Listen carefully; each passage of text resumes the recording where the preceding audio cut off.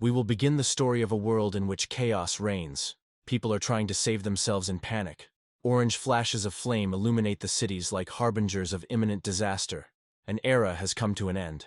From clouds of smoke and fire, terrifying creatures from the dungeons that, for unknown reasons, have begun to appear all over the world, burst forth. The monsters from the dungeons spread an ominous aura that filled the air with menace and chaos. The destructive aura spread quickly, affecting all human organs, gradually corrupting the mind and depriving people of humanity.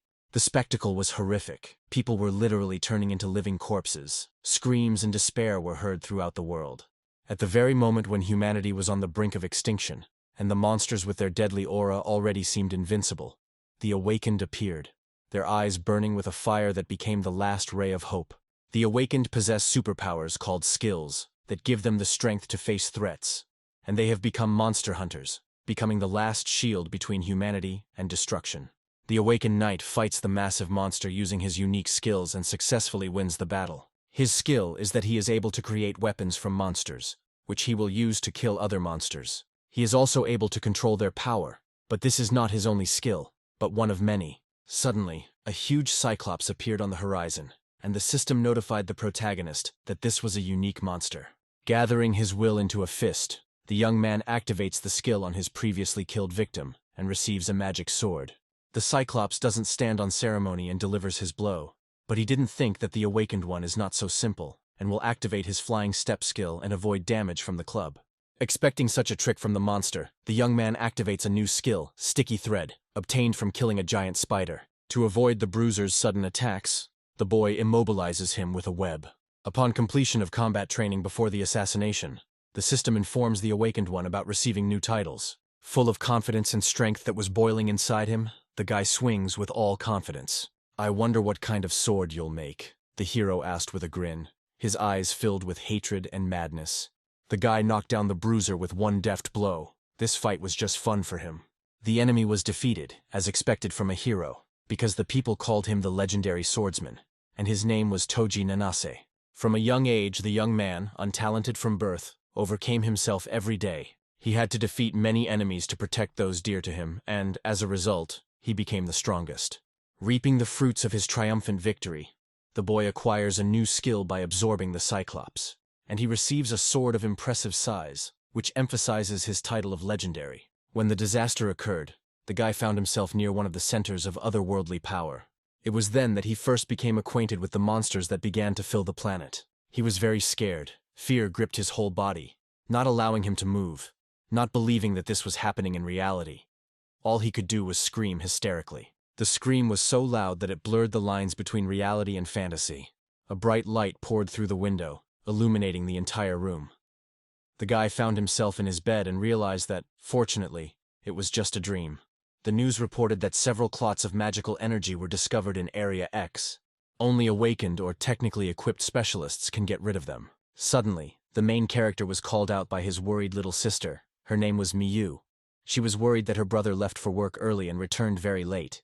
Toji explains to Miyu that he has been very busy lately. His sister responds by threatening that he won't leave the house hungry. The boy looks at his sister running away with inspiration, because only 2 years have passed since they were left alone and almost mired in debt. Nanas's parents are portrayed as a loving and caring couple who provide guidance to their young son. As if radiating all the love in the world, they tell the hero to always be kind to others. After all, no one likes callous people, his parents tell him. The boy enthusiastically catches their every word. His parents were ready to help anyone, even when they themselves needed help. When the hero was still a child, debt collectors came to him and his sister, demanding that they pay off the debts of their deceased parents. They didn't have money to cover their debts, and a man in a black suit offered to take his sister to pay off the debts. Toji wasn't happy with that at all. It is unknown what would have happened to Miyu if he had allowed them to take her back then. "I packed you some more lunch," the sister said happily, smiling at the main character. The guy looks at Mia with inspiration, thinking that no matter what, he still follows his parents' advice for his sister's sake. Remembering how hard it was for them to be able to live peacefully now, Toji apologizes to Miyu for everything. "You have nothing to apologize for," said the sister, bustling around the kitchen. "After all, it's because of me that you have to go out of your way," Miyu says regretfully. She didn't want such a fate for her brother. "It's not your fault." The guy tried to support the girl because it was his choice to protect her. Time was ticking, It was time to go to work. Grabbing the lunch that Miyu had carefully packed, Toji was getting ready to leave. In the corner, he notices a kendo training stick, something he used to be into. Now there is no time for hobbies, caring for my sister, an unknown threat in the world. If only he could fight monsters on par with the hunters. How his life would have changed then. With a light movement, he would cut down the monsters one after another. He would be the savior of the earth. But it doesn't matter, because he doesn't have any outstanding talents. He's an ordinary person. The morning at the office, filled with clerks, the daily routine is diluted by a ringing girl's voice, turning to Nanase for help. A girl in a formal suit beseeches a guy to take her place. She knows he has a difficult life, but calls on him to show kindness. Toji agrees to replace her. The colleague enthusiastically thanks the guy and leaves. The man sitting at the table knew that Nanase would agree to replace the girl, which he confidently told her. Colleagues are discussing that the work the girl was supposed to do was very dangerous, and she really didn't want to do it. She had heard that after a major leak of magical energy, the gates to the dungeon usually open. The protagonist heard their conversation, and it worried him, because the consequences could be irreversible. The hero's thoughts about the gates not opening so often are interrupted by common sense. He will simply measure the level of magical energy, and everything will be fine. An impatient colleague yells at the young man, urging him to get in the car immediately, as they are already behind schedule. The men discuss how concentrated magical energy has frozen in front of the gates to the dungeon, turning into a magic stone, and that they pay a lot for such stones. Toji reflects that such stones could fetch quite a bit of money, but mining them is very dangerous. Despite the high risk, the guy understands that he doesn't really have a choice. He's an ordinary rank-and-file employee. Upon reaching their destination, they discover the huge stone they have been hunting for. A huge hole in the middle of the road was sealed with a blue magic stone. Danger was felt in the air, because behind the stone was a gate to the dungeon.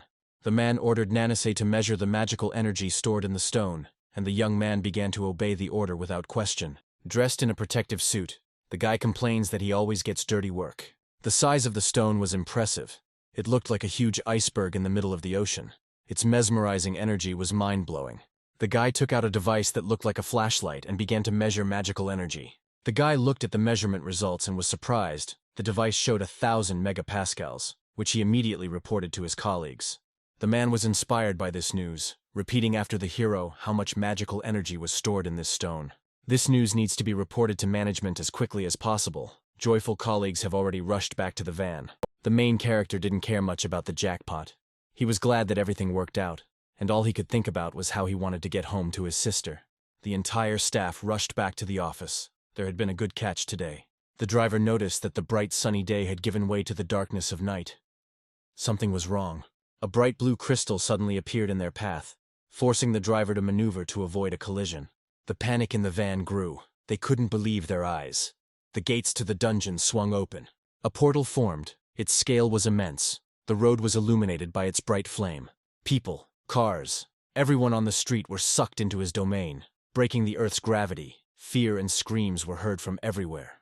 Toji couldn't believe they were in the middle of something that could have been avoided. The van in which the main character was located quickly left its usual location and rushed after everyone else into the blue flame. The guy comes to. He is still in the same van. Nothing can be seen around. He doesn't understand what happened and where they ended up. Their car found itself in the middle of a huge cave, and they found themselves in another world. Nanis realizes where they are now. The gates have opened and they find themselves in the dungeon. Realizing that they are not monster hunters, the hero understands the situation they are in and needs to get out of there as quickly as possible.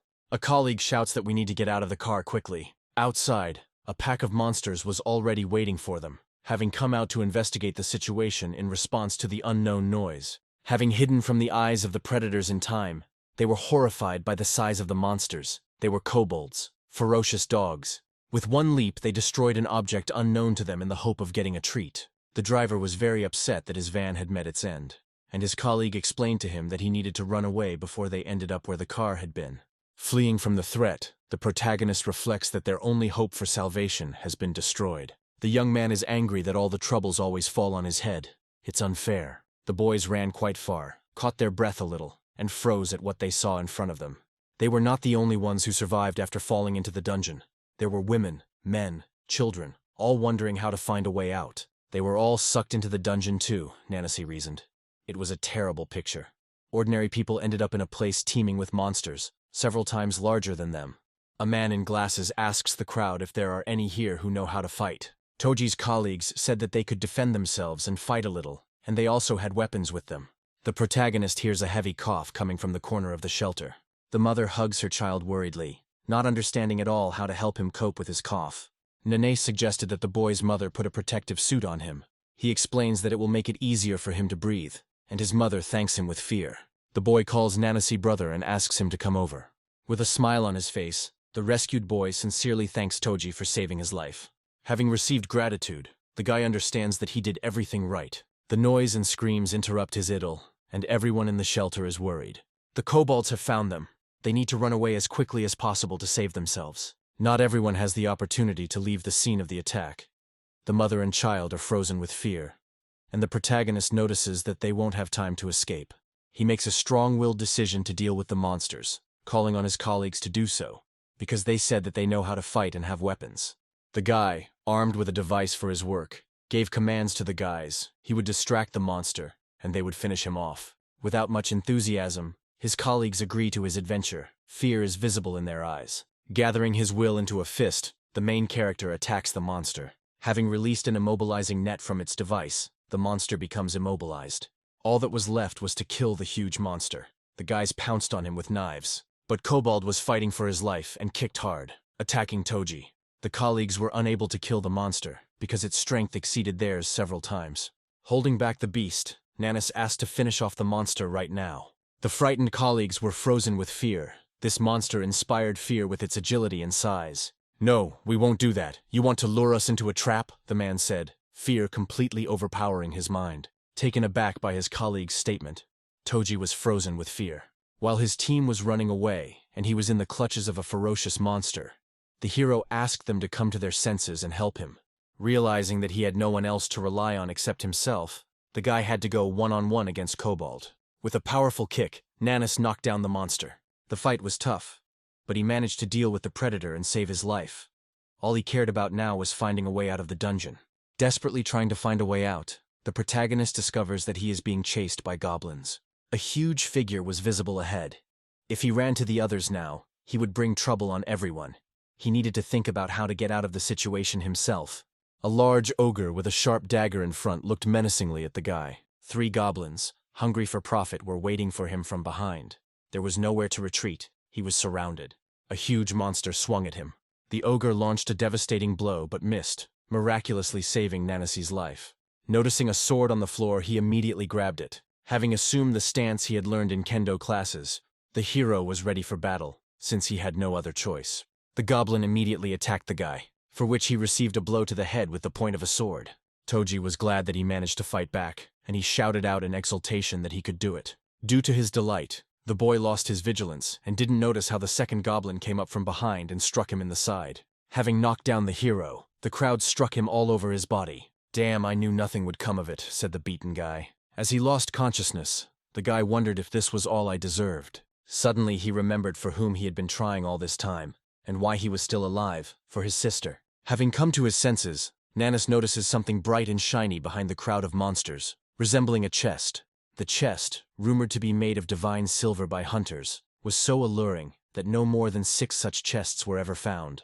These chests are said to contain dungeon relics, valuable artifacts, and extremely rare weapons. "All or nothing," said the hero, pulling himself together. He risked becoming the owner of the treasure from the chest. He pierced the first goblin he came across with his sword.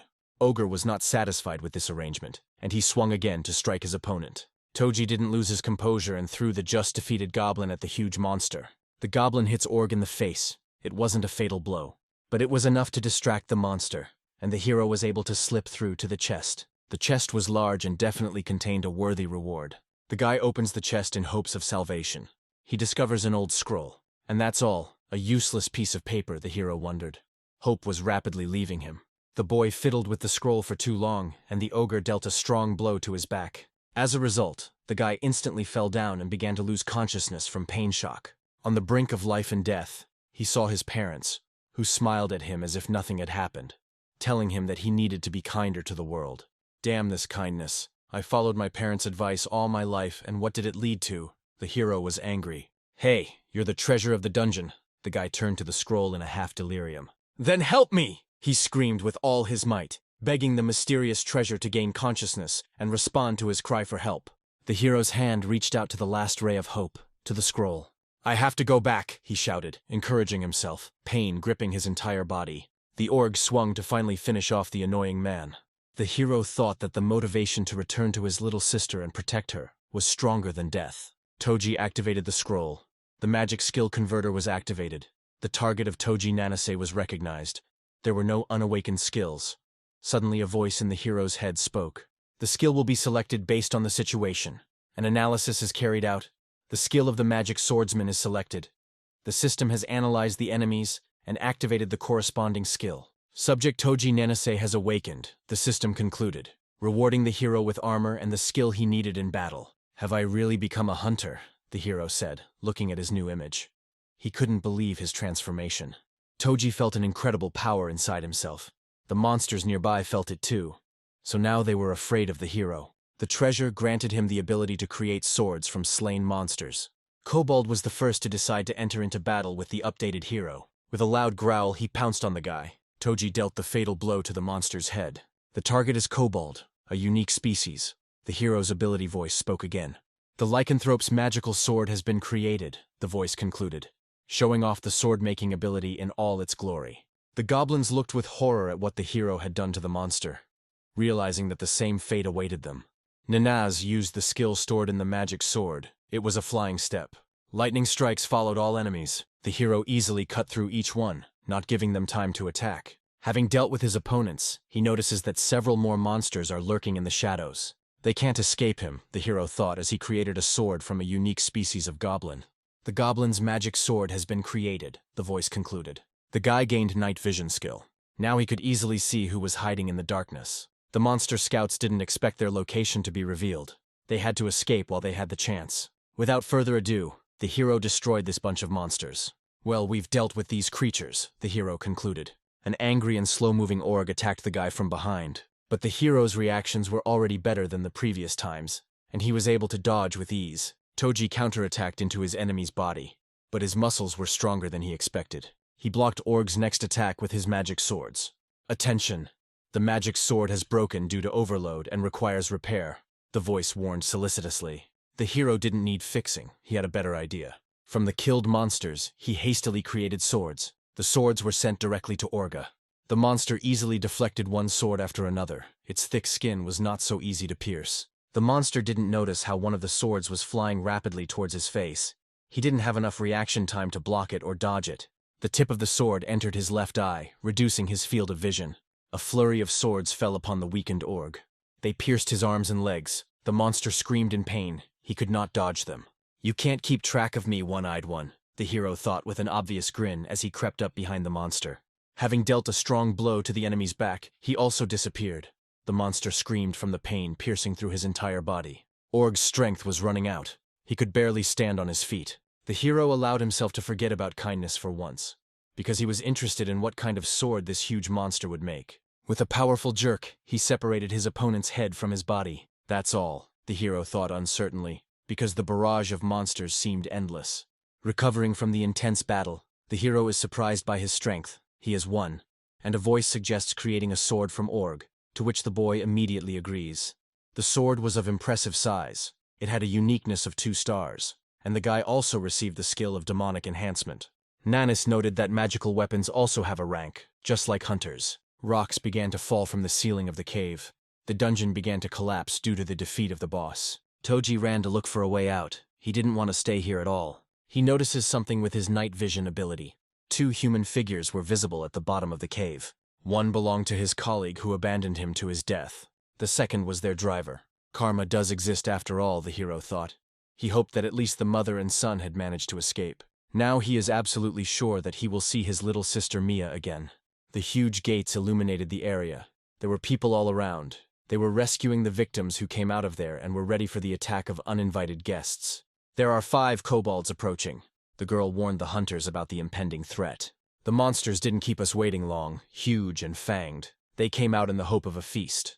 The monster hunters quickly dealt with the guests. "Following them are 2 slimes," the man announced, ordering the hunters to freeze or electrocute them. Did someone really defeat the boss? But how? No one gave the order. One of the hunters was surprised. It was difficult for them to defeat all the monsters because there were more and more of them. Hunters, remain calm and do not lose control of the situation. The dispatcher of the Hunter Association, Yoichi Ariaki, tried to calm the worried team. If a monster appears that you can't handle, Lanmei will cover you. An ace up Yoichi's sleeve, instantly calming the hunters. The hunters met waves of monsters at the gate, and a figure was visible behind them. Her name is Ding Lanmei, and she is the third most powerful huntress in the country. Typically, clearing dungeons happens in the following way, explains Lanmei. First, the professionals deal with the small monsters, and then they fight the boss. And this is what happens if you do everything exactly the opposite, the girl concludes. All the remaining monsters, not wanting to disappear along with the dungeon, run away from there in panic. All qualified hunters know the order. Who is this idiot who violated it? Dean is angry that someone neglected such simple but important rules. The dispatcher says that the offender will be summoned to the association for questioning. Yoichi is indignant. Where is the promised detachment of soldiers?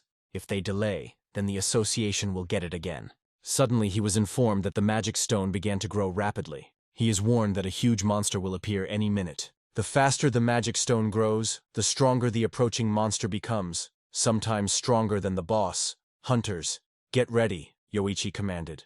The group was on alert. Everyone froze in anticipation of a powerful monster. Ding Lanmei also prepared to attack in case the hunters were defeated. A huge monster appeared, walking slowly. The hero stopped in bewilderment. He was surprised by the people around him. He had never seen a dungeon being cleared before. Seeing the aggressive crowd with weapons, he realized that they were monster hunters. They were probably just about to enter the dungeon, the guy suggested. Those same mother and son, they were safe and sound. The hero exhaled, because he was so worried about them. They were completely defenseless. Surround him, Yoichi suddenly commanded. The hunters began to slowly approach the monster from all sides, giving it less room to maneuver. Don't let him break through the cordon, the hunter shouted to his colleagues. The dispatcher was surprised and assumed that the monster looked like a golem or a revenant. He learned that the power of this monster exceeded 10,000 megapascals. That means he's no weaker than a mid-level boss. Yoichi was horrified. Upon learning this information, the hunters tensed up.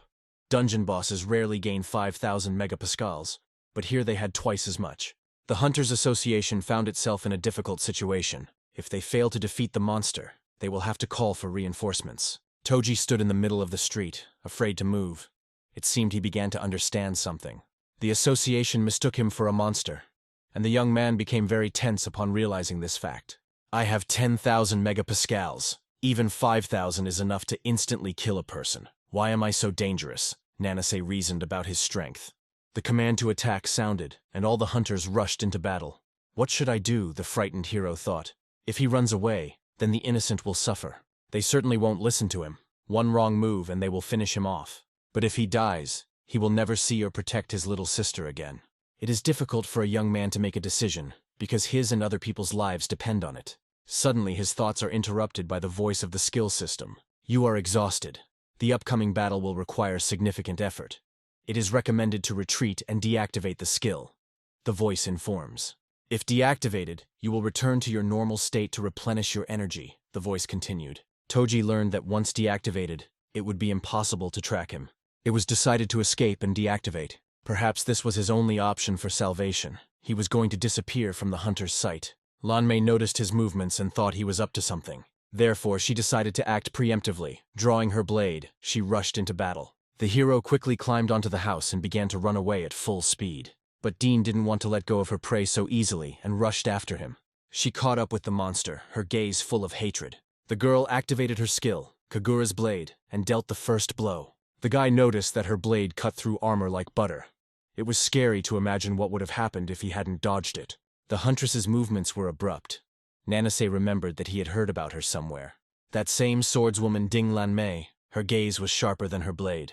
Realizing who the guy was dealing with, he immediately activated his flying step skill, and he began to quickly increase the distance between the girl and him. But she was running on his heels. He decided to make her way more difficult and kicked a huge concrete slab in her direction. A huge obstacle quickly caught up with her. This trick surprised the huntress, but she was not taken aback. With quick movements of the blade, she easily cuts the slab into several pieces, clearing a path for herself.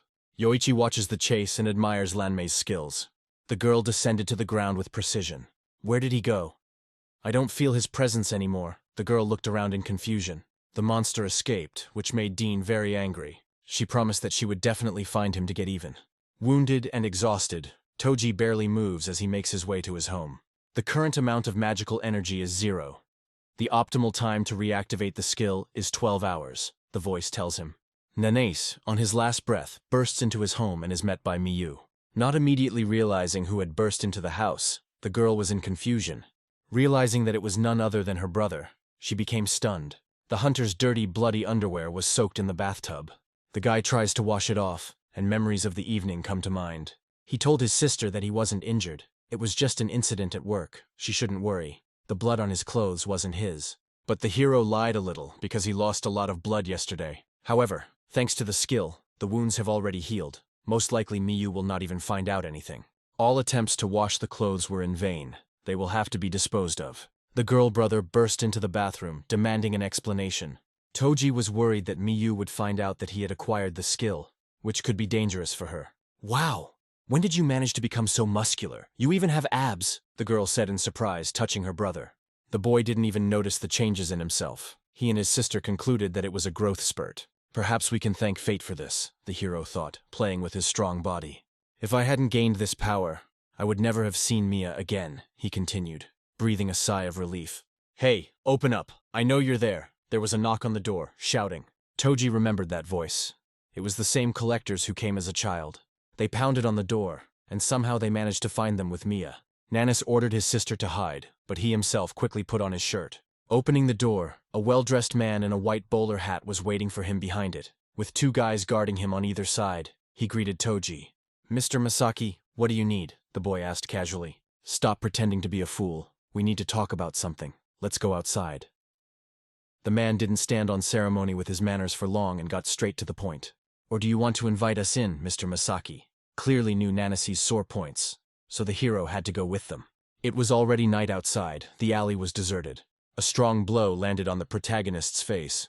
Masaki compares Nanasi to his late parents, asking if he wants to go back to them sooner. Raising his leg for another kick, the man laments that it is wrong to disappear like this, neglecting his debts. Don't you have a penny in your pocket? The collector asked, pressing down on Nanasi's face. I really don't have a penny, the guy said, spitting out blood. The man concludes that since there is no choice, they will have to kill him and sell him for organs, and they will take Mia. He has a ton of clients with the right preferences, and it will take him about 10 years to pay off all his debts. Toji is angry. He really was going to force Mia to work for him. Masaki confirms that he cannot do otherwise. The debts must be paid. Monsters are tearing people apart. The world is collapsing, and the only thing that still matters is money, the man said pompously, delivering another blow to the young man. He recited synonyms for the word money and hit Nanase for each one. The series of blows was unbearable, but soon the man got tired of it. Gathering all his will into a fist, the hero stood up as if nothing had happened. In that case, I will show you that not everything is measured in money, Toji answered with hatred. Mr. Masaki is not so easily intimidated. He sends one of his bodyguards to show the boy where the crayfish hibernate. The guard, without thinking twice, attacks Nanase, but his strength and reaction turned out to be slower, and the protagonist catches the sword by the tip. Because of you, my life went downhill. The guy's aggression was noticeably gaining strength. And not only mine, Mia got it too, he said with hatred and regret, his aura growing larger and larger. Now you will pay for this with your lives. Toji's cold gaze inspired fear. He instantly transformed into his new appearance. The voice informed him that he had not yet recovered, and that he needed to solve the problem as soon as possible. He had no intention of delaying. These creatures wouldn't live to see tomorrow. Kid, where did you learn this? Before he could finish speaking, the guard was silenced by the hero's hand. Not a sound. It would be inconvenient if we disturbed anyone, said the hero, holding a sword in one hand and a guard in the other. All that was left for the young bouncer to do was beg for mercy. But Nanis had other plans, and with one movement he smeared the guard across the asphalt, leaving only a bloody stain. The second bouncer was stunned by the hero's cold-bloodedness and aimed to attack. Before he could finish activating his skill, he was immediately divided in two. Having dealt with the bouncers, Toji set his sights on Mr. Masaki. The man was prepared for this outcome. He pulled out a gun. He fired one volley after another in the hope of salvation. However, the hero easily deflected ordinary lead with his swords. Masaki ran out of bullets in his pistol. The last weapon, prayers and admission of guilt, came into play. He admits that he was wrong to shake money out of him. When the guy started approaching, The man began to beg him not to kill him and offered to pay. "I have to take care of my family. I have a daughter growing up," Masaki said, hoping for leniency. "Don't you understand that not everything can be solved with money?" the hero said coldly, swinging his weapon to kill the man. "Stop!" Masaki shouted. He didn't want to die. But Toji was unwavering. With one blow, he cut the offender's body into 2 parts. "The threat is eliminated. You receive a new title." The voice of ability appeared. It offered the guy to accept or reject the new title. This news interested the tired hero. "A new title has been received, Beast," the voice concluded. The new title not particularly pleasing. Critical hit chance has been increased. Added to the skill system, the hero noted that titles provide bonuses. He is surprised that he became a beast after finishing off those bastards. However, he understands that this title suits them much better. Miyu obediently follows her brother's order when suddenly a noise is heard in the apartment. The sister came out to the noise. It turned out to be Toji who had returned. He reassured his sister that he was okay, and that they could now sleep peacefully. Miyu was very happy that their life would finally get better. She hugged her brother tightly. Toji felt that he was ready to protect his sister at any cost, because she was all he had left. To keep Miyu from worrying, he decides to keep his abilities a secret. The girl looks at the guy in bewilderment. Now they will have to learn to live again, because with great power comes great responsibility. The morning news showed the discovery of the bodies of 3 men, presumably attacked by a monster. The little sister notices with fear that the murder took place near their house. The hero breathes a sigh of relief upon learning that the incident was blamed on the monster. Perhaps the culprit of this incident is a creature nicknamed Number 1, since no one has ever encountered anyone equal to it in strength, the news added. Nanace choked on the unexpected sight of himself. After all, they had taken him for a monster, and even given him a nickname. An expert in the studio reports that this specimen is stronger and more dangerous than Number 9, who led a pack of monsters that destroyed Australia. And even Number 13, which has taken over Arctica, isn't that dangerous. Nevertheless, the association has already managed to take some measures against all of them. Toji points out that he can't activate the skill in public. It's better for him to sit quietly and keep a low profile. Miyu shared with her brother that she was scared. Nanas reassured her that he would not harm her. After all, she is under his reliable protection. The sister calmed down. She trusted and would trust him, because he had never let her down. But such a harsh tone, not typical of a hero, surprised her. After a pleasant conversation, it was time for Toji to go to work. There is a resignation letter on the table. The boss examines him carefully. Nanas thanks the boss for everything and leaves. From today, his new life begins. He was used to giving up because he had no talent, but now he can fight. The boy came to the Hunters Association to obtain a license to provide him and his sister with a better life. The hero's characteristics improved, which gave him a sparkle in life. The girl at the reception melted, looking at the tall, handsome man. The guy thought something was wrong with him, so he asked if he had something on his face. The girl became embarrassed and hurried to send the guy to register with the association. In the MRI room, the hero was asked to test his abilities. It was scanned. The results showed that he had 1 skill, but he was quite atypical than the others. The doctor explained that he had very little energy, thanks to which hunters activate their skills. Toji realized that it was most likely because he used magic, not energy, during fights. The girl asked the guy if he could show her his abilities. Nanas wasn't happy with this arrangement, because if he activated the skill, the energy would immediately flow out. He tried to explain that this wasn't the best option. She understood everything, because some people prefer not to talk about their skills, and the nature of some abilities is very difficult to explain. He was asked to wait until the paperwork was ready. It wouldn't take long, within an hour. The hero thought about what the doctor had said, that the nature of some skills could not be explained, and he wondered if there was someone with the same abilities as him. Suddenly the boy's name was called. The 3 boys looked at Nanase with disdain. It seems the hero recognized them. These were the guys who bullied him at school. The bully grabbed Toji and began to tease him, not believing that he could have abilities. The hero didn't like this, and told Fujita-senpai that it didn't concern him. Fujita was surprised that Nanase had become bolder, but explained to him that any hunter needs connections. So weak, but so much arrogance. We need to put him in his place. The guys united to teach the upstart a lesson. Toji noticed that one of them had the ability to measure energy. The boys surrounded Nanase from all sides, the tension growing. "I just want to get a license. You can leave me alone." The irritated hero tried to reason with the offenders. "Then apologize, like in the good old days, and say that you won't do it again," Fujita quipped, and it only amused him. Toji looked angrily at the blonde guy. The second one didn't like it at all. He didn't like it so much that he attacked the hero, but his ardor was quickly cooled. Nanas threw senpai at his henchman. The ability voice recommended him to activate the skill. But Toji explained that he didn't need to do that, since this was a normal fight. He wasn't finished with the villain who had tormented him throughout his school years. He stepped on it. "Well, go ahead, apologize, and I'll forgive you," Nanis said mockingly, realizing that the advantage was now on his side. However, the boys didn't play by the rules and took out their guns. The hero noticed this. With one jerk, he grabbed the retinue by the throat. I accelerated as fast as I could, and he pinned them against the wall. The boys dropped their weapons. He raised them high above him. It was difficult to breathe. They tried to loosen his grip. They were surprised that he was so strong without activating the skill. All Toji could think about was how good it felt to kick the asses of those who thought they were invincible and make them feel terrified. "It turns out you've become so strong," Fujita said, rising to his feet. "You started this," said the hero, throwing the nearly suffocated guys onto the floor. Senpai only became more enraged by such impudence.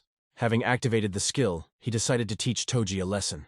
Nanis didn't know if it was a bluff or if he was actually going to use the ability. Fujita was gathering a stream of fire energy into a ball.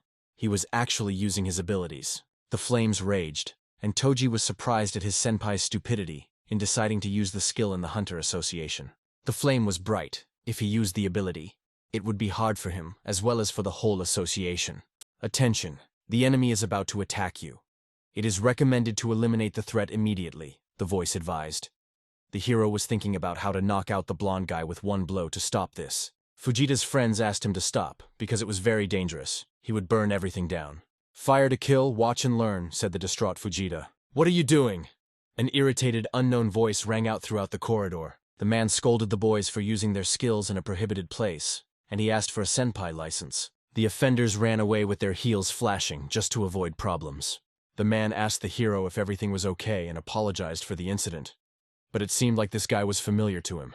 The dispatcher recognized Toji, and Nanase remembered Yoichi. They discussed how the local bully was still causing everyone trouble just like he did at school. Yoichi Ariaki is a good friend of Nanase's since school days. "I'm glad that everything turned out this way," concluded Toji. Ariaki promised to personally hand over the license to his friend. It is almost ready. Yoichi gets burned by the drink. The hero notes that he is still sensitive to high temperatures, just like in the old days. The dispatcher congratulates his friend on becoming a hunter. It is difficult for Toji to share his joy. He says that his case is difficult. He himself still does not understand how this happened to him. Yoichi explains that he wanted to become a hunter himself, but instead joined the ranks of service personnel. He also asks when the hero received his abilities. Nanase replies that it was very recently, out of the blue. Toji wonders if there is another way to gain skills, such as using items. In his practice, Ariaki does not recall such cases, but he notes that if there are artifacts that can grant abilities, then the class of this hunter will not be lower than legendary. These explanations were enough for the hero. A huge portal in the middle of the field. The hero stood opposite him, about to enter. Before going into the dungeon, they discussed with Yoichi that Toji wanted to go on a solo raid for training, and the dispatcher sent him to the beginner level. Since he is now a hunter, it is time to learn more about his abilities. A low-ranking dungeon, and one without spectators, would be ideal for him to start with. He entered the dungeon. Inside, it was the same as in many other dungeons. "All conditions for using the bonus have been met," the voice said. Toji asked what the conditions were. The conditions were obtaining at least one title, reaching a certain skill level, the level of magical energy being greater than 90, and the user being alone.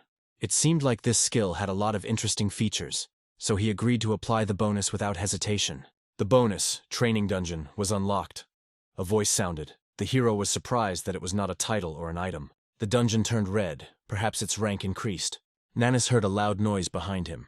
A huge monster was running towards him. The appearance of the boss at a low level stunned the guy. With huge claws and teeth, the monster was 10 times larger than the hero. Toji activated the skill and rushed towards the monster. He hit him straight in the head. Drawing his sword, he laid the monster out in one motion. Thanks to his beast title, he was able to cut the monster's neck with one swing. Large kobold, a more advanced member of the species. "Do you wish to create a lycanthrope saber?" the system inquired, and the hero immediately agreed.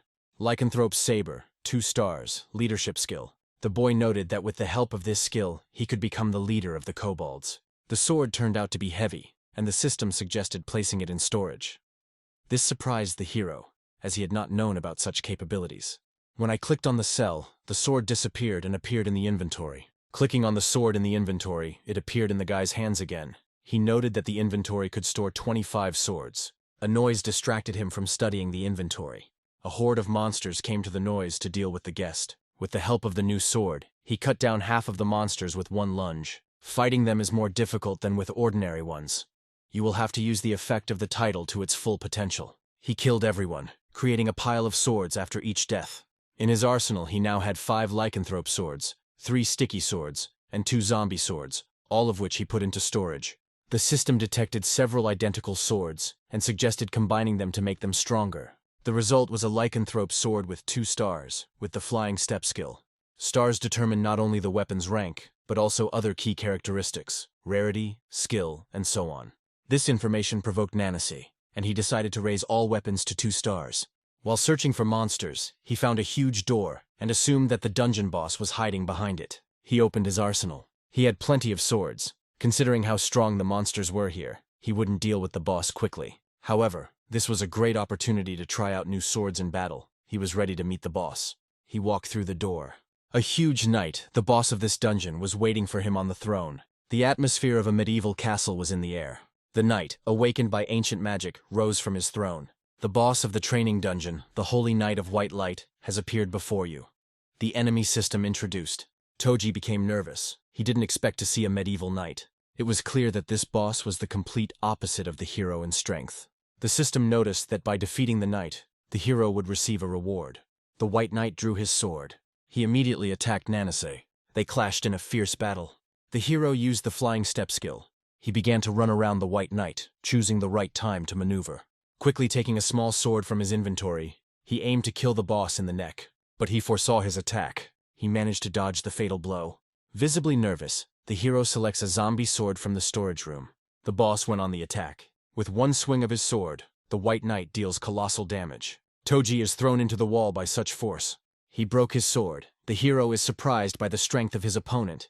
He has never met such bosses before. The system notifies the hero that the enemy has a skill with an anti-demonic effect. His attacks deal more damage to all creatures of darkness. Nanis figures out that he is a creature of darkness, which is why he is taking so much damage from the boss. But since the White Knight has a skill, it means that he is one of the unique monsters. If so, now he will not hold back and will bring down all his swords on the boss. The first to go into battle was the sticky sword, with the stretching skill.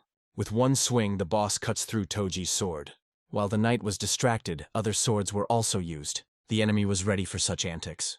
All the hero's attempts were in vain. The blades bounced off his armor, and the boy was unable to detect any other weak spots on the knight. Toji decides to aim for the enemy's neck to kill him. But no matter how hard he tried, all his attacks were repelled one after another. The guy decides to try to find his unprotected areas in order to hit them and weaken the enemy. The voice tells him to use his leadership skill and set a pack of kobolds on the knight. Having jumped far away from the boss, the guy began to cast a spell. He took out the lycanthrope saber, which he had received from the first boss of this dungeon. The hero uses the leadership skill. A pack of kobolds, intoxicated by the ability, surrounded him. He commanded the new pets to attack the boss. The embittered but loyal little animals obediently ran to carry out the order. They clung to the White Knight, clinging to his neck and legs. Using a flying step, Nanis flew towards the enemy. The enemy was not willing to surrender so quickly. He cut down all the kobolds. However, he did not notice the hero sneaking up from behind. The boss's neck was exposed. The guy took out Ogre's cleaver. He used demonic enhancement. No one planned to give in. They entered the fight. Their swords crossed. Their forces were equal. The knight's magic began to spread to the hero's sword. The system screamed. The anti-demon effect spread to Ogre's sword. It began to rapidly crumble, but Toji didn't care. He is ready to sacrifice his sword just to cut off the knight's head. The chips became more and more intense. The sword could not withstand such pressure. Eventually, both swords shattered into small pieces, but the hero still had swords in reserve, but quickly summoned the lycanthrope sword. And with all his might he struck the boss. The enemy's head was separated from the body. Due to the effect of the title beast, the enemy is defeated. Nanis immediately began to create a sword from the defeated enemy. The result was a white light sword with 4 stars and the exorcism skill. The chest above the boss's victory didn't take long to appear. The dungeon has been cleared. A bonus has been received. Magical energy has been restored, and healing has been provided. The hero also now has access to a new title, which he has accepted. New title, Speedwalker. User's speed has increased several times. Most likely titles change depending on the fighting style. It's time to find out what reward awaits him. An enhancement material, the Ascension Stone, can raise any sword by 2 levels at once. Considering that rare swords are not easy to obtain, this was a very valuable item. Having cleared the entire dungeon and killed all the bosses, the exit opened. Nanas was satisfied with his results. It was time to finish the training. The hero returned to the association to share the results with his friend. The dispatcher didn't expect to see Toji so quickly. The guy smiled happily, as if he had never left. Yoichi tells the boy that low-level dungeons usually take days to complete, and the hero himself was surprised that he completed them so quickly, so he's counting on a reward. A friend went to find out how much the hunter would receive for clearing the dungeon. To his surprise, the dungeon disappeared, and he actually cleared it out in a few hours. The money has been sent. The amount amazed Nanase. A reward of as much as 40,000 for a low-level dungeon was worthy. If he hadn't gone there alone, he would have had to share with others. But the hunter's ardor did not fade. He planned to clear out another dungeon. Yoichi was greatly discouraged by this statement. Toji began to explain to his friend that he had a special skill, but stopped in time. If the dungeon hadn't mutated, its magical energy wouldn't have been restored. But that information is unlikely to play into his hands. Instead, he showed that he was in good physical shape, and asked to see the list of available dungeons. The dispatcher warned the guy against overexerting himself, but provided a list of dungeons. Nanas was attracted by something. An unusual plant grew in the dungeon. Yoichi told me that healing herbs grow near the entrance to the dungeon, and that clearing them also gives good rewards. If he is lucky, he will be rewarded with a top-level elixir, a universal cure for all diseases. This discovery amazes the guy. He remembers how his sister recently felt ill.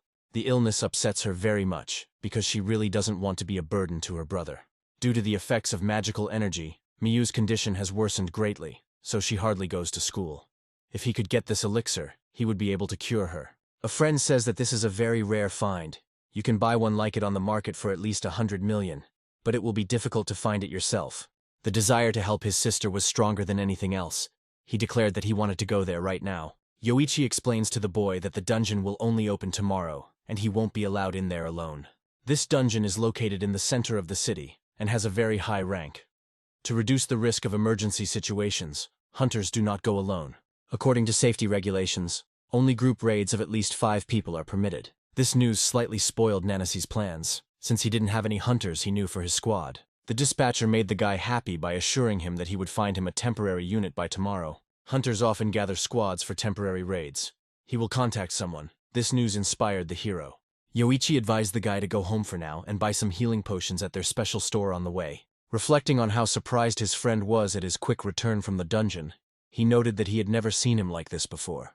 A huge dungeon towered in the middle of the road, surrounded by ambulances, dispatchers, and other hunters. Yoichi said that I would meet my comrades right there, the guy thought, looking around. Crowds of hunters surrounded the dungeon. Interest in it was high. A voice came from behind, addressing Nanase. Several men greeted the guy. The guy with long blonde hair introduced himself as Kavanaugh. His raid mate thanked Toji for joining them, as they were just one member short. Kavanaugh asked if the hero had taken any weapons with him. Otherwise it would be difficult to get into the dungeon without one. He showed off the knife he had bought in a specialty store. The blonde was surprised that the guy preferred close combat. He could have brought a pistol with him. The gun is too expensive, and you need to take a 2-week course to learn how to use it. Nanas assured him that his own strength was enough, and the blonde did not argue with his comrade. All hunters were notified that the gates were about to open. Kavanaugh suggested moving closer to be among the first to enter. Some of the monster hunters were already in the dungeon, fully prepared. The monsters of this dungeon came running to their noise. With shouts, the hunters rushed into battle. While everyone was busy clearing the way, Nanasi's raid stayed behind, watching. He noted that the hunters' resources, such as bullets and energy, were not endless, but they did not stand on ceremony with the monsters. Loosening their grip, goblins crept up behind the guy unnoticed. They knocked him down and started beating him. Toji quickly got ready, and holding the blade in his hand, rushed into battle. He quickly chopped off the goblins' heads. He liked his knife. However, without his abilities, fighting became much more difficult. He decided that when the limit of his capabilities reached its peak, he would use his power discreetly from everyone. Kavanaugh praised the hero's skill with weapons. Nanas joked that he could now definitely call himself a monster hunter. The company walked forward through the dungeon, laughing. What recklessness! These idiots have no idea what awaits them ahead. Let them rejoice while they still can. The blonde thought to himself, grinning maliciously. Especially you, Toji Nanase, Kawano continued in his head, clearly admiring his plan. The detachment of hunters moved further and further into the depths of the dungeon. The hero thought about his sister and that he had to get this elixir at any cost. He ran forward, shouting to the team that they needed to hurry so that the monsters wouldn't get to them too. Kavanaugh slows down the hero. He warns the guy that if they rush, they will waste all their strength, just like those who ran ahead. And for the final battle, they will need strength. Nanis's plan didn't work. He wanted to run forward to kill as many monsters as possible and turn them into swords. But it was better not to show his abilities for now. Toji agrees with the blonde, which can't help but please the latter, because everything is going according to his plan, and he will easily carry out the order from his superiors. A huge mansion, the entrance to which is guarded by 2 security guards. "Our comrade fell into his own trap," asked the man, holding a glass in his hands. "Answer, Kavanaugh!" he shouted angrily. He was lying on Kobold. The blonde was kneeling in front of him. He talked about the murder of Masaki and his subordinates. The guy is sure that the killer is Toji Nanase. The man tells Kavanaugh that he has a chance to reach the top and become one of the 4 fangs. But he must understand what an honor it is. The blonde understands that he must prove that he is worthy of this. The man orders him to restore their reputation and make Toji pay in full for disgracing them. "And let him not even think about it," he began. But before the boss could finish, the monster yawned loudly. This behavior angered the man. He grabbed Kobold by the muzzle, and with one hand he smashed his head. "Disappoint me," the angry man finished, turning to the blonde. Kavanaugh knows that this man's orders must be followed, otherwise death awaits you. For all the 6 fangs, this man's authority is unquestionable. He is revered as a god. The blonde man accidentally entered the association to gather information about Nanase, and came to the conclusion that it would be better to kill him in the dungeon. And this raid came at the perfect time. The guy watches the hero closely. Meanwhile, Toji was crushing enemies left and right. Even without his skill, he had enough strength and reaction to deal with the monsters. Kawano notes that the hero is quite strong, as he managed to take out Masaki's bodyguards, who were also hunters. Judging by the condition, they were cut with a sword. "Everything matches up," the blonde summed up. But something didn't add up here. Was a hunter with only physical enhancement really capable of such a thing? Kavanaugh carefully reviewed all the details of the incident in his head. The raid comrades asked the blonde man if they should act according to the instructions, but he replied that everything was still in force and they had to get rid of Nanase. The guy called the hero. They were heading towards the dungeon boss's door. The team was assembled. The gate led to the level boss. They came here before everyone else. If the others come, they will have to share with them. They decided to go in as soon as possible. The entire squad gathered in the room with the boss. The huge hall greeted the guests with silence. Gradually it gave way to a roar that spread throughout the entire location. The noise meant the boss had arrived. Everyone was ready. Only the hero and the blonde remained calm. "You won't be so unperturbed for much longer, Toji," Kawano sneered. Finally, the dungeon boss appeared in front of them. The size of the monster was terrifying. The gargoyle opened its fiery eyes. Welcoming her guests, she shouted loudly throughout the hall. The hero's system notified him that he was facing a unique monster, Warhammer Gargoyle, and added that he needed to be wary of an unknown class skill. Nanis was impressed by the size of the monster. The blonde plans to seal the room and wait until the hero's powers are completely exhausted, and then they will finish him off. Since Toji is not alone here, he cannot use his abilities, so he will have to use a knife. Victory over the monster depends solely on teamwork. Kavanaugh ordered the shields to be raised. The guy uses the reflection skill. The gargoyle attacks him. While the boy distracted the monster with a shield, the squad opened fire on the boss. But the guys quickly realized that bullets are no problem for her. The blonde uses his ice blade skill. He froze the monster's leg, stopping it. Toji immediately rushed to attack the boss. It would have been stupid to hit it head-on. The hero was trying to determine the monster's weak spot. The gargoyle did not stand on ceremony and was about to hit with a fireball. The guy noticed this, but he lacked the reaction to dodge. The title of Dodger was received. The system was activated in time. He barely managed to dodge, but he managed to save himself at the last moment. Having caught his breath, the hero thanks his title. Now he understands that they can be obtained without using skills. Meanwhile, the gargoyle had already melted the ice that was binding her. Kavanaugh noted that she did it with the heat of her body. The monster flew up, thus preventing the possibility of her being frozen in ice again. Toji shouted that she should be brought down now and activated the instant adaptation skill. The hero deftly climbed up the wall. In an instant, he was already at the top and trying to bring the monster down. The squad watched this with surprise. The hero reminded that he couldn't cope here alone, and that he needed help. The blonde immediately used the skill. He ordered the rest to shoot at the monster. The bullets still didn't penetrate her skin, but they were a good distraction. The monster maneuvered between the blades and began to descend. Toji managed to bring down the gargoyle. The hero attacked at the right moment. He used the skill of inhuman cruelty and struck. He managed to cut off the monster's hand. With its other hand, the gargoyle swung its hammer. The Warhammer gargoyle used its skill, the system notified, and the hero tensed up. The monster activated the Queen of Destruction skill and attacked the guy with all its might. At the last moment, the hero managed to jump back.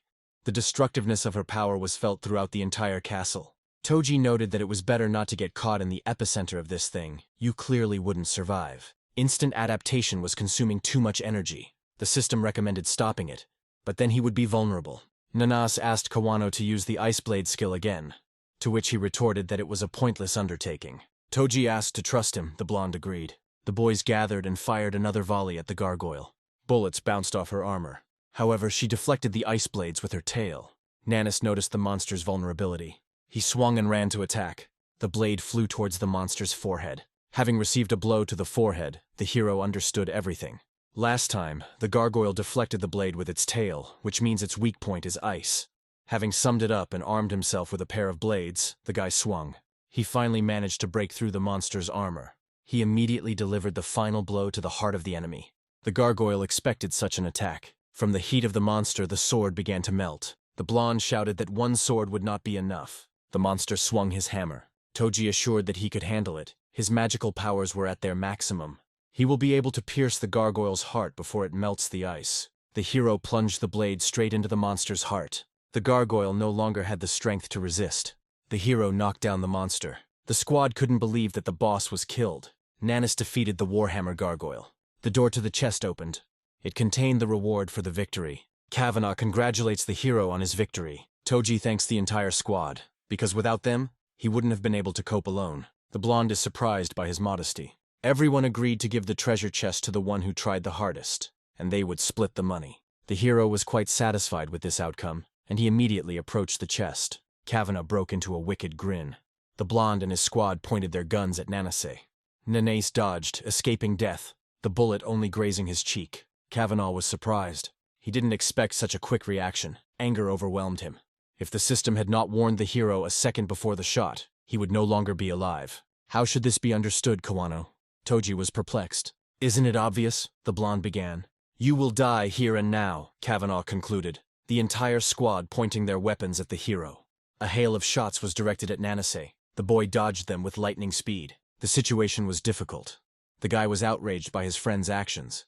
But the problem had to be solved. He applied the skill of instant adaptation. Before he could take a step, the bullet passed next to the guy's leg. He was surprised how this was possible. It dawned on him that they had been anticipating his every move. The blonde praises the hero for his unusual physical abilities. However, he will not be able to escape from them, because they have caught prey faster. His comrade's words made Nanase tense up. It seemed that escaping wouldn't be so easy for him. A new volley illuminated the dungeon again. The hero was surrounded. Thanks to his speed, he managed to find shelter in the face of a defeated gargoyle. He still didn't understand what caused the blonde's behavior, because even if he killed him, he would still have to answer for what he did. You still haven't gotten it, the comrade grinned. The death of a hunter during a raid is a common occurrence. He won't even be a suspect, he explained. The hero realized that the team had planned to deal with him from the very beginning. The blonde continued to explain that after defeating the boss, the dungeon would collapse. No one would find the body, and all that was left for him to do was write a report about it. The hero was confused, but listened to him attentively. The plan was well thought out by his comrades. Nanase did not calm down. He asked Kawano what he had done to annoy him that he so fiercely wanted to kill him. Having reloaded his pistol, the blonde slowly approached the hero. He told Toji that he had a grudge against him the day he killed Masaki. If you had obeyed, you would have lived in peace. But you have crossed the path of the Six Fangs, and you will pay for it, the comrade concluded. Now everything became clear to the hero. They were friends of that jacket. It absorbed the magical energy of the dungeon, thereby restoring its strength. The amount of magical energy was approximately 30%. The system recommends that the enemies be eliminated immediately. Kavanaugh's words changed a lot. Toji was surrounded. There was nowhere left to run. The blonde was glad that he could please his boss by killing Nanase. The team's guns were a meter away from the hero. He was filled with rage. Having put all emotions aside, he was charged with energy. With a lightning-fast movement, he thrust the knife under the rib of one of his comrades. The blonde only managed to turn around, clearly surprised by Nanase's speed. Now the hero could breathe a sigh of relief, because all this time he had been unable to activate their skill. The guy was afraid that he would harm innocent people. If they just wanted to kill him, he would not blame them. However, they were the same as Masaki, people who lost their human dignity and ruined his life. And he does not regret killing him. The red-haired boy was outraged by Nanasi's insolence. Holding a machine gun in his hands, he began to fire the entire magazine straight at the hero. Toji's speed was faster than lead, and he was able to easily dodge bullets as he approached his comrade. Red didn't understand how this was possible. It was inhuman speed, which the hero hadn't demonstrated during the fight with the gargoyle. Nanas explained that he gave it his all during the fight, but now he has much more motivation, which gives him incredible strength. The comrade used the reflect skill to reflect the damage that the hero would inflict on him. However, Toji got behind him and struck him in the ribs. The blonde watched their fight and was annoyed that his teammate couldn't defeat Nanase. It's a dummy skill, not a skill. It can only be used to repel a frontal attack, the hero concluded. The redhead fell dead. The shield didn't help him. One blow from behind proved fatal. The second comrade did not appreciate the hero's show-off. He summoned a bunch of small balls, and he used his magnetic field skill, shooting balls like bullets. The balls flew at Nanase, and he had no trouble dodging them. The comrade didn't expect to hit the hero, but it was worth trying. The balls returned to the owner, surrounding him. Thanks to his skill, he made himself a dome of rapidly spinning balls. Unlike the redhead, he had no blind spots, and no matter how fast the hero moved, he was completely safe. Toji agreed. It wasn't so easy to get to his comrade. So he decided to take the strong one. Taking the gargoyle's hammer, he swung at the guy in the dome. The hunter did not expect such a move from the hero. Realizing the hopelessness of the situation, he asked Nanase to stop. But Toji was merciless. With one blow, he left the guy nothing but a wet spot. The sixes were finished, and they and the blonde were left alone. The hero said that it was too late to beg for mercy, but if he asked nicely, he might have mercy. This statement made Kavanaugh laugh. He never ceased to be amazed at the boy's naivety. Showing a tattoo of 4 fangs, he explained that killing the team would not make him tremble in fear. Nanas understood who he was dealing with. The blonde stated that it is not only the hero who knows how to hide his true power. A huge ice crystal formed above them. Their eyes met. Now there would be a decisive battle. Only one of them would emerge from the dungeon. Kavanaugh used the ice field ability. A huge crystal flew straight at the hero. He jumped high into the air, dodging the attack, his reaction faster than the blonde's. The comrade, intoxicated with his superiority, grinned while Toji was in the air. Ice magic spread across the entire dungeon floor, making it impossible to land. Nanase didn't expect such a trick. He managed to land and retreat before the icy bayonets could touch him. He gathered all the energy in his legs and jumped. He managed to push off and fly high. Meanwhile, the floor was already completely covered with icy blades. He caught his knife on the wall under the ceiling. So you can create more than just spears, he reasoned, turning to Kavanaugh. The blonde mocked the guy, suggesting that he had only woken up yesterday, since he had never met such a slow-witted person. Kavanaugh explained that skills have many uses, and that hunters are the next evolution. By exploring their abilities in depth, they can expand the range of their application. And since he has learned to create ice swords, he will be able to control the element of ice itself. The blonde snapped his fingers to demonstrate his power. At that very second, huge icy hands materialized and flew towards Nanase. They forced him to let go of the knife and break away. Hands tried to grab him. The hero fought back as best he could. While he was struggling, the blonde created hundreds of ice swords. The swords flew straight at Nanase, without any ground under his feet. It would be difficult to dodge them all. Kavanaugh appreciated the guy's skills. If he hadn't been ordered to kill him, he would have gladly taken him into his squad. The blonde's speeches were infuriating the hero, and his patience was running out. Toji began his transformation. His comrade was not ready for such a development of events. A huge explosion spread throughout the entire dungeon. The ice shards on the floor, strewn with blades, shattered into pieces after the explosion. Kavanaugh did not understand what happened and where these explosions came from. A dark aura filled his mind. He was in a daze. Anxiety gripped his body. He did not understand what kind of monster was in front of him. The aura was more powerful than that of the dungeon bosses. His hands began to tremble involuntarily. Meanwhile, Toji had already completed his transformation and appeared before the blonde. The hero was in full uniform, charged up and ready for battle. Kavanaugh was in shock. The monster called number 101, which was talked about in the news, was in front of him. Nanas was annoyed that he had to use his skill. He didn't want anyone to see this form, but there was no other way. He repeated the blonde man's words that the death of a hunter during a raid was a common occurrence, which meant that his disappearance would not seem strange to anyone. The astonished comrade could not believe that it was Toji Nanase in front of him. He put all the facts together in his head.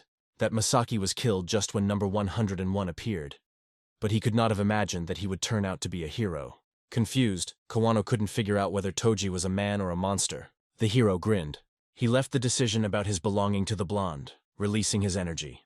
The aura quickly caught up with its comrade. Nanis's power was poisoning his entire body, and Kawano's abilities weren't enough to neutralize it. The hero thanks the blonde for valuable advice on studying his abilities and expanding their range of applications. He became curious about the effect that would occur if he concentrated his magical energy. The blonde realized that he had only made his fate worse by giving advice to the hero. He should have silently swatted him away. Toji was learning his new skills. He learned to use his energy to bring people to their knees. The blonde was offended. He would never allow anyone to put him on his knees. With the last of his strength, he created a huge ice crystal. The energy was weak, but he managed to maintain his magic. He shouted about his belonging to the Four Fangs, that his name was his pride. The hero was surprised that he could still move, despite the influence of his aura.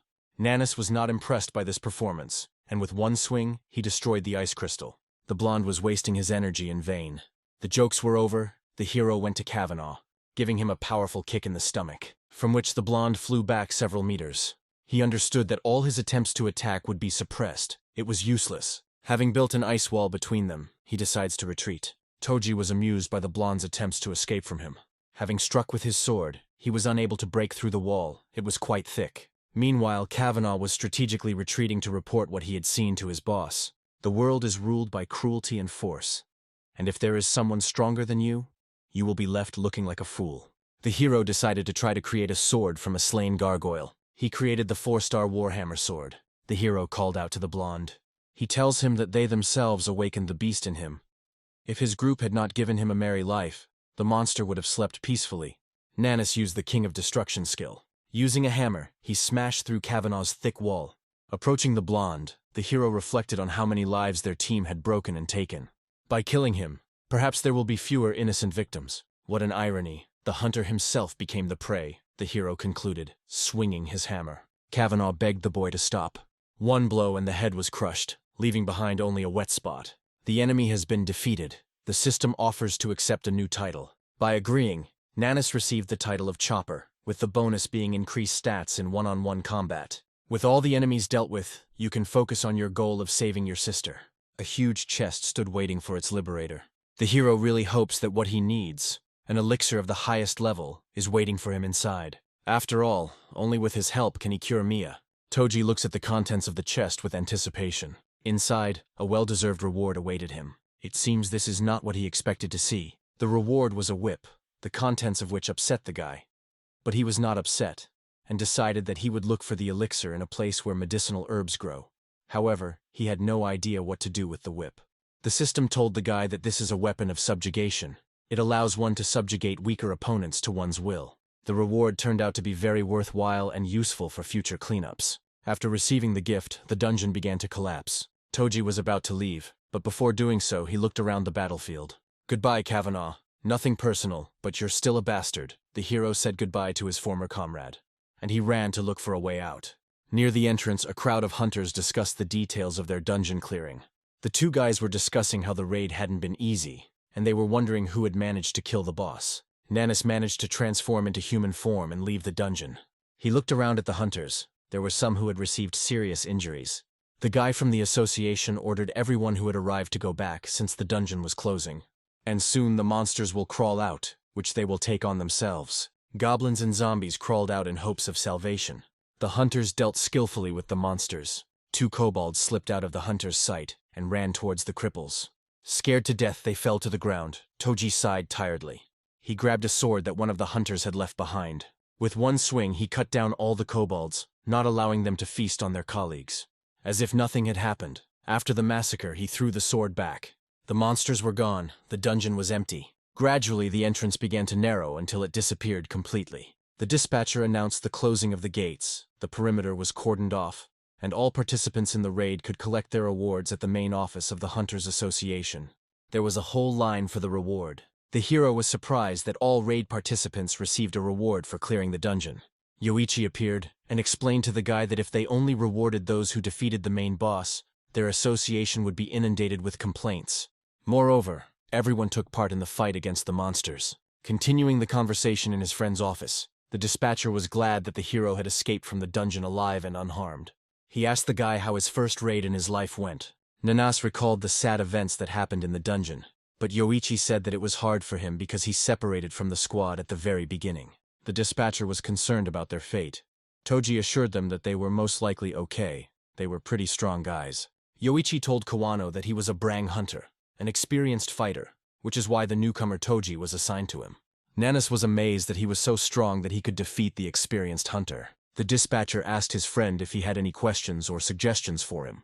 The only question that interested the hero was whether there were any vacant apartments nearby, in some well-guarded building, since he was planning to move. Yoichi didn't expect to hear such a question from his friend. After a long day at work, Toji returned home where Miyu was waiting for him. At dinner, Nanase suggested that his sister move to a safe place so that the bad guys wouldn't find them again. Miyu agreed with her brother. According to Kavanaugh, his entire gang knows that he killed Masaki. If they attack, he will be able to fight them off, but Miyu will not. Yoichi helped him find a wonderful room in the association members' dormitory. But in order to cover all the expenses, Toji will have to clear even more dungeons. During raids, you can't kill many monsters and create swords. He decided to go into the dungeon alone to get a big reward. There were squads of goblins in the dungeon. However, it is not difficult for the hero to deal with them in one fell swoop. Having killed another bunch of goblins, he noticed a much larger enemy ahead. The dungeon boss appeared in front of him. He swung his club at the hero. Toji dodged the attack. He rose high above the monster to attack. With one swing, he deprived the monster of its head. The enemy was defeated and the dungeon was cleared. A huge snake appeared before the hero. Without thinking twice, the guy dealt with her in one fell swoop, and the enemy was defeated. One by one, Nanas cleared the dungeons, killing their bosses time after time. Articles began to be written about Toji. The speed of his cleanup was astonishing, and was on the lips of all hunters. Another boss was defeated. This was already the 5th dungeon in a week. The hero became stronger with each defeated boss. The news of a newcomer who was clearing dungeons at supersonic speeds was making waves among hunters. The two boys were discussing this news and wondering who it could be. Yoichi passed by and overheard their conversation. He reflected on the fact that his friend's strength was growing, and weak dungeons were no longer causing him any difficulties, and he decided to offer the hero to move on to the next stage. Nanas came to the dispatcher for another raid. The friend looked at the hero, considering his proposal. Yoichi greeted the guy and offered to discuss something with him.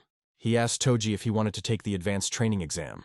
The dispatcher's proposal puzzled the hero. He didn't know they had something like that. All hunters have their own ranks, just like dungeons. The higher your rank, the greater the reward, and you will also be able to access more advanced dungeons. The hero did not show much interest in the offer, since the size of the reward did not particularly concern him. But he did inquire when the exam would be. The friend proudly said that for him at any time, which inspired Nanase, and he agreed to start working with him right away. A moment later, they were already in front of the entrance to the dungeon that had been awarded D rank 2 days ago. He was chosen to conduct the exam, but the dispatcher emphasized that the guy did not have to clear it completely at once. Yoichi will be the examiner, so Toji will need to prove himself in action, so that the dispatcher can evaluate his abilities and decide whether he is worthy of D rank. The hero was surprised by his friend's courage. He would never have thought that he would dare to go down into the dungeon. However, there was magical energy in the dungeon that could be perceived by hunters, but not ordinary people. Nanase was worried about his friend.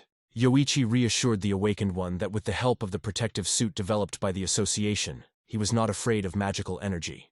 By wearing it, he will be able to survive in the dungeon for about 2 hours without any harm to his health. But what about his safety?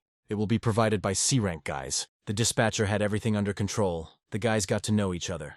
The guy with the shotgun was glad to meet the newcomer, especially since he was on everyone's lips, and he couldn't wait to find out what skills the hero had. Yoichi encouraged the boy that he could handle everything if he relaxed and didn't screw up too much. The squad entered the dungeon and the exam began. The inside was covered in crystals. The previous dungeon was of a higher rank than this one, but you have to be careful. Suddenly a monster appeared in front of them. Nanas quickly got his bearings and activated the title of Savage and Cutthroat. With one blow he cut the monster in half. The squad was delightedly surprised by the hero's reaction. And although Toji couldn't use his abilities, his titles helped him out a lot. Other monsters came running to greet the guests. Yoichi was worried that his friend wouldn't be able to handle 3 reptilians at once. The hero got into a fighting stance. He was confident in his strength because he thought through every step. Having gathered himself, he went on the offensive. In an instant, only pieces remained of the monsters. The reptilian archer took aim at the guy, but Nanas was also prepared for this attack. With one deft jerk, he threw his knife. The monster was immediately stunned before it could attack. A clear hit between the monster's eyes killed it instantly. The hero took the knife from the reptilian's carcass. He didn't even sweat, on the contrary, he just warmed up. The squad was in a bit of shock from what they saw. They discussed how the hero dealt with several reptilians and basilisks in one fell swoop, and if they were combined, their strength would be like that of an E-rank dungeon boss. And Nanis managed to kill them easily and single-handedly. Yoichi thought. Over the past 2 weeks, he had been surprised more than once by his friend's speed in clearing dungeons, and kept wondering what skill helped him achieve success. And he came to the conclusion that the hero had no special skill whatsoever. However, his strength and speed were unimaginable. Nanasi had come this far using a simple knife. Another monster was defeated. Toji himself did not expect how easy clearing this dungeon would be. The boys never ceased to be amazed at the hero's speed and strength. Yoichi decided to ask his friend how he manages to deal with monsters so easily. Suddenly the dungeon began to rumble. The sensations were comparable to an earthquake, not typical for this place. The blue crystals changed color to purple. Even the dispatcher couldn't understand what was happening. The system alerted the hero to the imminent appearance of a new dungeon in this location. The concentration of magical energy is rapidly increasing, which will lead to a change in the environment. Something was breaking through from underground. Huge columns began to be erected on the site of what had previously been a wasteland. An impressive statue of a reptilian appeared in the middle of the dungeon. The concentration of magical energy was too high. In anticipation, Toji turned his attention to the squad. Hunters weren't affected by the concentration of magical energy, but Yoichi was an ordinary person. Unfortunately, he could not cope with such force and lost consciousness. Nanis rushed to help his friend. With his last strength, Yoichi explains to the hero that they need to leave immediately, as a dungeon overlap has occurred. This is a rare occurrence, with only 9 cases recorded worldwide, and the event was an anomaly with unknown causes. The dispatcher's suit won't withstand such a powerful magical effect. Yoichi needs to be pulled out. The defending guys shouted that the exam was cancelled, since Yoichi's life was a priority. Magical monsters began to emerge from underground. The hunter started shooting at them. He made a lot of holes in the monsters. But it didn't work. They easily pulled them in. They were unusual monsters. You can't take them out with firearms, you need to use skills. The guy uses the swamp skill. Snake-like monsters were summoned from underground. They attacked monsters and immobilized them. The magical beasts were under the control of the swamp skill. The guys were glad that they managed to detain them. Unexpectedly, another batch of magical creatures emerged from behind the columns. There were more of them than before. They were rapidly approaching the detachment. The lizards suddenly appeared above the hero. Toji called the guys for help. A huge carcass fell on their heads, and almost everyone managed to jump back. The creature grabbed 2 hunters and began to swallow them. Nanas didn't have time to do anything in this situation. He only called them. But it was too late. The monster had almost completely swallowed them up. All they could do was scream hysterically. The monster grew larger, fed by the energy of the hunters. This creepy grin foreshadowed big problems for the hero. It dawned on Toji that these were the spirits of the monsters he had destroyed while clearing the dungeon. The system began analyzing the dungeon, concluding that they were in a reptilian tomb. The number of monsters grows exponentially until all the magical energy of the dungeon is exhausted, and the hero is advised to clear it or retreat. He didn't really have a choice, since the exit was blocked by monsters. Having transformed, he hoped that Yoichi would be able to hold out. During the fight with Kavanaugh, he learned to control the release of magical energy, which will help him not to harm his friend. A huge shadow monster attacked the hero. Toji grabbed the monster. A huge clot of magical energy was right above him. Rage charged the awakened one. At that very moment he cut off the head of the monster, of which nothing remained afterwards. The other monsters were surprised by the death of their relative. Since he has to fight the undead, the hero wants to try something. From his storage he takes out a sword of white light, received from the White Knight. He got into a fighting stance and was ready to attack. The monsters went on the offensive. At the same moment, Nanasi activated the sword's ability, Incineration. He moved his sword around the perimeter, a beam of light incinerating every monster that dared to approach. There was no trace left of the undead's magical energy. The hero managed to exterminate most of the monsters. The noise and rumble distracted the guy. The reptilian statue began to crumble. She was imbued with the magical energy of the dungeon and took the form of a skeleton. A huge lizard with a sword in its hand appeared in front of the hunter. Before him was the owner of the crypt. These antics no longer impressed the hero. The system has detected a sharp surge in magical energy. The boss released a powerful blast of energy. The guy barely managed to dodge. Having identified the root of all evil, the hero was ready to clear the dungeon. There was little time. He decided to finish off the creature with one blow. Toji unleashed a flurry of blows on the reptilian's leg. The creature's bone was shattered, but it immediately managed to grow back together. The hero was surprised that it didn't work. The monster was immobilized. The boss struck the hero with a powerful blow. The impact caused an earthquake throughout the entire dungeon. The columns began to collapse. The guy was upset that he was unable to defeat the monster with one blow. The system conducted a report on the enemy. The king of the fallen reptilians was feeding on the magical energy of the dungeon. The boss grabbed one of the fallen columns. Swinging, he chose a target to throw. The column flew towards Yoichi. Nanis didn't expect such a trick from the monster. The column hit the target exactly. Toji managed to prevent his friend's death in time. The hero realized that the monster had identified his weakness, and he was not so simple. The guy asked the system to assess his friend's condition and how to save him. The system recommended that Yoichi be taken out of the dungeon as soon as possible to stop the infection process. The hero had only 10 minutes to spare, but that was enough for him. Gathering his strength, Nanase was ready to destroy the monster. The motivation to save his friend charged him with energy. The hunter immediately went on the offensive. He designed his attacks to deal with the problem effectively and quickly. With one blow, the monster's arm and weapon were severed. With all his strength, Toji aimed to deliver the decisive blow. He thrust the sword of light into the monster where its heart should be, and used the radiance ability. A flurry of light illuminated the dungeon. The monster screamed in pain. Nanis climbed onto his sword that was sticking out of the boss. Flew high above the enemy. The hero summoned the sword hammer of war. The monster understood what fate was in store for him. He decided to attack the unconscious Yoichi with his tail. Toji used the skill King of Resolution. The title of Cutthroat was activated. A devastating blow from the hammer landed on the reptilian's head. The boss was completely covered in cracks. The body and head were successfully crushed into small pieces. The monster's tail never managed to reach Yoichi. The dispatcher's life was not in danger except for magical energy. The king of the fallen reptilians is defeated. The concentration of magical energy returns to normal. Having finished with the boss, Nanase immediately ran to his friend. The system suggested creating a sword from the defeated boss. The hero said to create it and immediately hide it in the inventory. Having placed the dispatcher on his shoulders, he immediately rushed towards the exit. Yoichi managed to wake up when the magic began to stabilize. He could barely see his savior. The dispatcher began to take a closer look. He clearly saw his friend Toji, but his strength was rapidly leaving him, until eventually he lost consciousness again. The exit was very close. Nanis ran as fast as he could to help his friend. The remnants of the Chudish blocked his path. The hero was angry. He had no time at all. Like annoying flies, the hunter dealt with them in one blow. The monsters only became formless, but this was enough for the hero to continue on his way. He defeated the boss, but he was unable to clear the entire dungeon. Finally, he found a way out of the dungeon. To avoid being recognized, he deactivated his skill before leaving.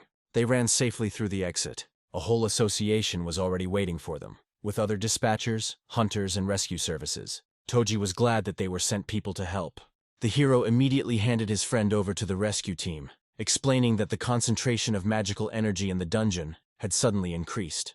Without asking any unnecessary questions, the ambulance immediately left with the victim. Finally, Nanis could breathe a sigh of relief. A familiar voice behind the guy caught him by surprise. Turning around, he recognized the legendary huntress Mei.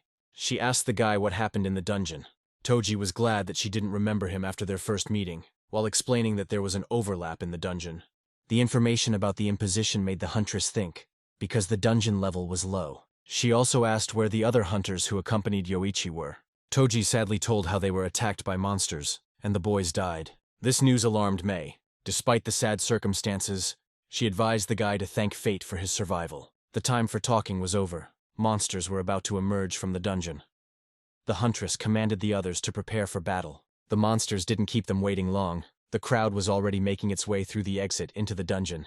The guys didn't expect the monsters to come out, because the dungeon hadn't been cleared yet and hadn't collapsed. In one blow, Mei dealt with a crowd of monsters. She explained to the hunters that the rules of normal dungeons did not apply in this case, so they needed to be on their guard.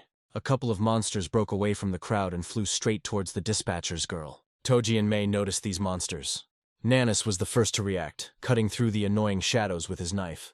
Mei was amazed by the boy's speed. She appreciated the guy's reaction, but advised him to rest after what he had been through, and it's better to leave the killing of monsters to her. A magical aura surrounded the girl. She was preparing to attack. After waiting for the magical shadows to gather together, she gave the command to launch an attack.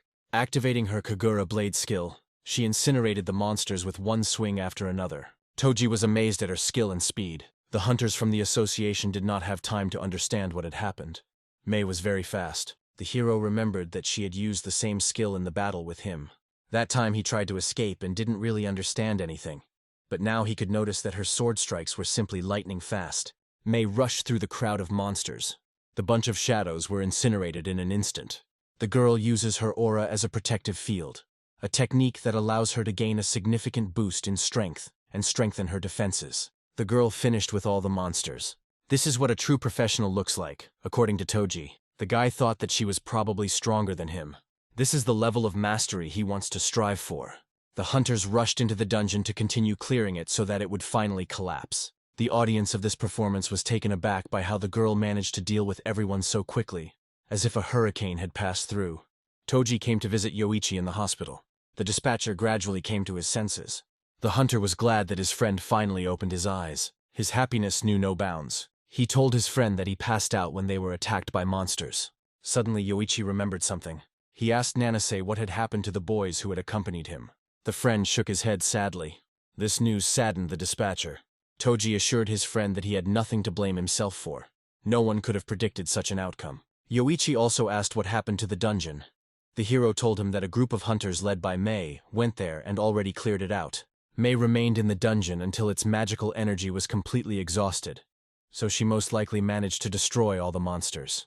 As expected from a C-ranked hunter and the pride of Japan, Yoichi concluded, but he still wanted to ask his friend one more thing. How did he manage to get him out of the dungeon? Toji began to explain that 2 hunters were distracting the monsters. The thing is, Yoichi interrupted him. He saw a blurry silhouette in black armor. This silhouette looked like the monster he had recently encountered. Nanase was nervous, realizing where this was all leading. Yoichi didn't delay. He directly asked the hero if he was number 101. The hero was frightened by the fact that his identity had been exposed. Toji gathered his strength. He didn't know what to answer. Having gathered his courage, he finally admitted that he was number 101, and he continued to explain, as if in confession, what had happened on the day when the first murder took place, and that it was he who had killed Kavanaugh's squad and himself. Yoichi froze at the information that fell upon him, but he did not understand his friend's motives. Nanase continued to explain that he had to do it, because the debt collectors were giving him and his sister no peace, threatening to take her away, and he simply had no other choice. The dispatcher wanted to know everything, and asked his friend to tell him everything in more detail. After Toji's story, Yoichi realized that his friend had gained his power in the dungeon, after which he unleashed it on the creditors and their friends. Nanase asked his friend for forgiveness for keeping this information from him for so long. The dispatcher reassured the guy that it wasn't his fault. He just needed to be a little more attentive. Yoichi showed understanding for his friend, since it wasn't easy for him. So many difficulties fell on his head. He simply dealt with them as best he could. However, he asked the hunter what he would do next. Toji would like to keep his identity a secret, and continue working as a hunter to provide him and Miyu with everything they need. Others are unlikely to understand that he is not a monster, but a human, and from now on he will try not to cause any more trouble for Yoichi. The dispatcher appreciated his friend's plans, as people with magical powers pose a huge threat to the entire world. If the full truth about the nature of his abilities came to light, he would not be able to protect it. Yoichi advised the hunter to refrain from killing even in self-defense. Everything has its limits. Nanase heard his friend's instructions. The dispatcher was already quite cheerful, and he had a lot of work to do. He was ready to return to duty. Toji called his friend. A sincere smile spread in gratitude. He was glad that he had finally shared his secret with him. Yoichi accepted his friend's gratitude with understanding. He also wanted to help him. A new day, the dispatcher provided a list of available dungeons that can be cleared alone, so that the hero does not have to reveal his secret. If he needs anything else, Yoichi is ready to help. On the way, Nanase met a puzzled girl. She and the boy next to her asked if he was Toji Nanase. The hero answered positively, asking a counter-question about who they would be. The couple was inspired. They didn't expect to meet him, so they insisted on an interview, handing Nanase the phone. The news on the smartphone shocked the hero. The front pages featured his photo and his recent achievements of rising through the ranks and setting a record for clearing dungeons. Toji didn't understand what it all meant. The girl explained that they wrote an article about his exploits. It takes ordinary people at least 3 years to reach this level. They were new hunters and wanted to get some pointers from a rising star. The hero was confused by his sudden popularity. A crowd of hunters surrounded him, all asking for advice. The guy didn't need all this fame for free. Yoichi watched all this. He grinned, thinking that Toji was now a local celebrity. At the same time, the Fang boss was collecting a report from his subordinates on the elimination of Toji Nanase. Looking at his phone, he was greeted by the latest news, with the hero looking at him. Out of anger, the man smashed his smartphone. Why is this bastard still alive? The boss was indignant. The guys in jackets didn't know what to answer. The man asked where Kavanaugh was, to which he was told that they thought he had already returned. The boss took the bottle. It was clear that Kavanaugh would not return. What a mess, the man shouted, smashing a bottle over the new pet's head. He swung, and he thrust the sharp part of the bottle into Kobold's neck. The boss was furious. The subordinates watched the whole scene with fear. The man called on the squad to gather and finally rein in the hero. The jackets apologized to the boss and promised to deal with him immediately. Stamping his foot with all his might, he shouted at his subordinates not to ruin his reputation anymore. The man thought that if the boy wasn't afraid to go out in daylight, then he wasn't afraid of them at all. He also ordered to take more people with them and bring the hero's head. If they came empty-handed, they would have a hard time. This young man will know how to mock me, concluded the angry boss. Toji arrived at a new D-rank dungeon for his qualification. He was surprised that the environment here was not like in the low dungeons, assuming that there would now be lava and snow everywhere. He became curious about what kind of monsters lived here. Suddenly, as if on cue, monsters emerged from the lava lake. The hero was surprised to meet the hellhounds. They ejected clots of magma from themselves. Nanas's reaction did not fail him, and he jumped back from the attack in time. He activated his flying step, his speed increasing significantly. Having run to the other side of the bank, he managed to escape from the hounds. Taking a breath, he prepared to strike at them. A hail of swords came into the room. Many monsters received fatal damage. Toji rushed to finish off the rest. Body parts were scattered throughout the dungeon. The hero noticed that the local monsters were different from those he had seen before. From the remains of the hellhounds, it was possible to create a 2-star Black Flame Wolf Sword with explosive power skill.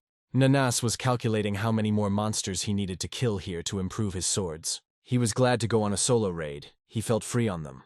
Eventually he reached the dungeon boss. He walked through the door with anticipation. He was greeted by a huge lava lake. This time she was hotter. A huge hand emerged from the lava. Toji didn't expect the boss to emerge from under the lava and in such a large size. With one blow, he pushed the approaching hand away from himself. The owner of the limb began to emerge to the surface. A unique boss, the Flaming Shaitan, appeared before the hunter. As your rank increases, bosses become stronger, the hero concluded. The worried monster was angry. The boss's impressive size only irritated Nanase, who was planning to have a lot of fun. The blazing Shaitan was larger than the other bosses. Without wasting any time, the monster summoned the hellhounds. Toji took the lycanthrope's sword. He used the leadership skill, summoning several kobolds. The monsters grabbed each other in a fight. Having freed himself from the interference, the hero went on the attack against the boss.